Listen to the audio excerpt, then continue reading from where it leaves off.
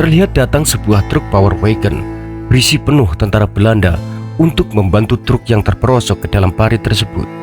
Mereka mulai menembak ke arah para serdadu Belanda. Terlihat beberapa serdadu Belanda terjungkal hingga membuat yang lain kocar-kacir panik. Dua orang anggota regu berhasil menerobos kepungan musuh. Satu orang berpura-pura mati dan nahas bagi Suwoko.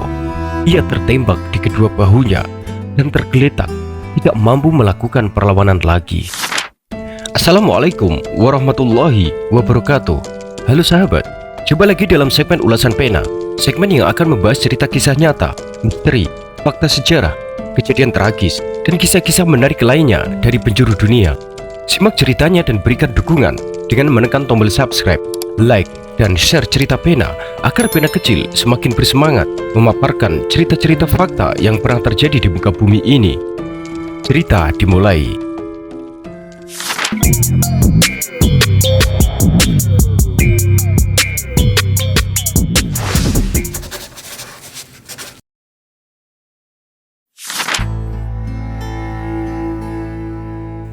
Kadet Suwoko, seorang pahlawan muda yang mempunyai nyali juang luar biasa dalam membela tanah air dan tumpah darah Indonesia.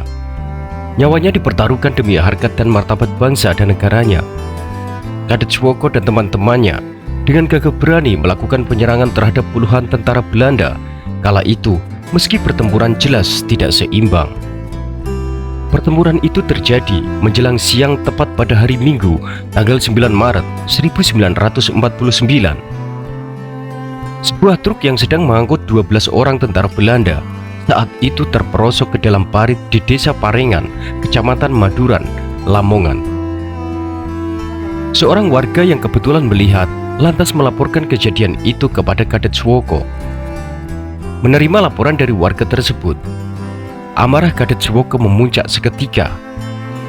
Meskipun regu yang ada hanya berjumlah 8 orang, ditambah lagi mereka hanya memiliki 7 pucuk senjata, dan itu pun hanya senapan tua peninggalan Jepang. Namun, regu yang dipimpin Kadet Suwoko tetap memutuskan untuk melakukan penyerangan.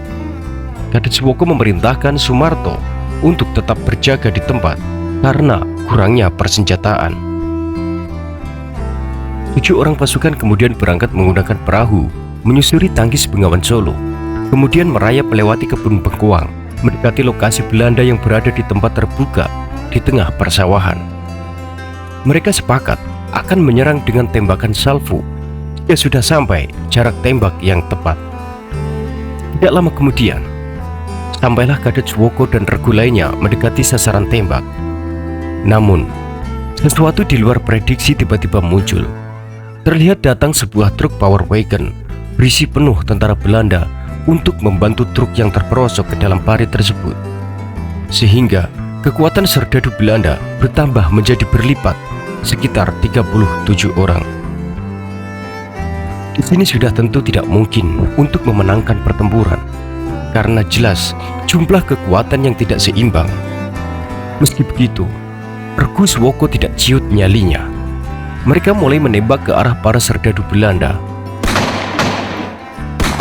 Terlihat beberapa serdadu Belanda terjungkal hingga membuat yang lain kocar-kacir panik.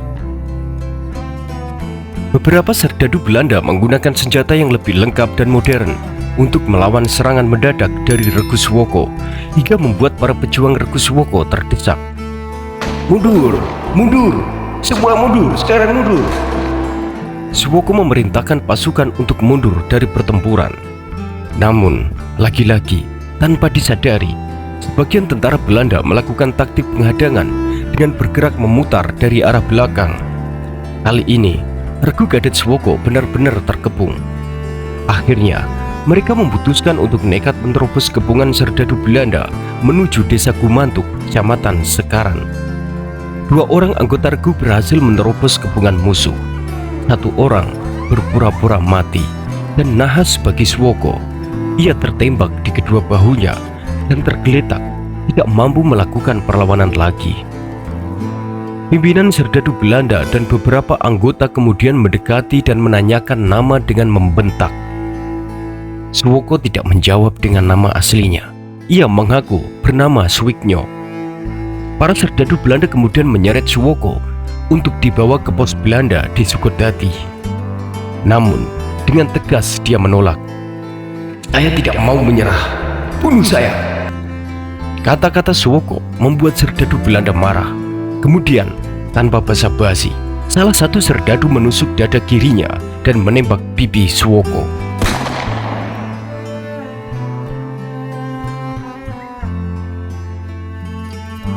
Kadet Suwoko gugur dalam pertempuran itu bersama 3 anggota regunya yang lain. Jenazahnya langsung dimakamkan oleh warga desa setempat tanpa dimandikan karena beliau adalah seorang pejuang yang mati syahid. Aksi heroik Kadet Suwoko tersebut disaksikan salah satu anggota regunya yang pura-pura meninggal saat itu.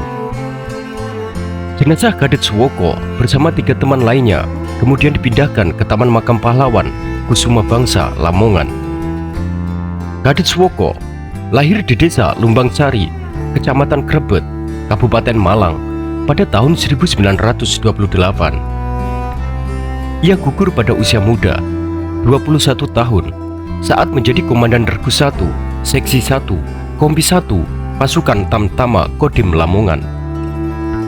Berdasarkan catatan sejarah Kodim 0812 Lamongan, Suwoko gugur pada 9 Maret 1949 ketika pertempuran yang sengit melawan tentara Belanda di wilayah desa Gumantuk, Sekaran, Lamongan. Kisah Kadet Suwoko tersebut kemudian diabadikan dengan dibangunnya patung Kadet Suwoko pada tahun 1975 dan kata-katanya terakhir juga dipahatkan di patung tersebut. Patung itu terletak di pintu masuk kota Lamongan sebelah timur. Salah satu jalan protokol di kota Lamongan juga diberi nama Jalan Suwoko. Bagaimana menurut pendapat kalian tentang kisah perjuangan Kadet Suwoko kali ini? Silahkan berikan komentar pendapat kalian di bawah.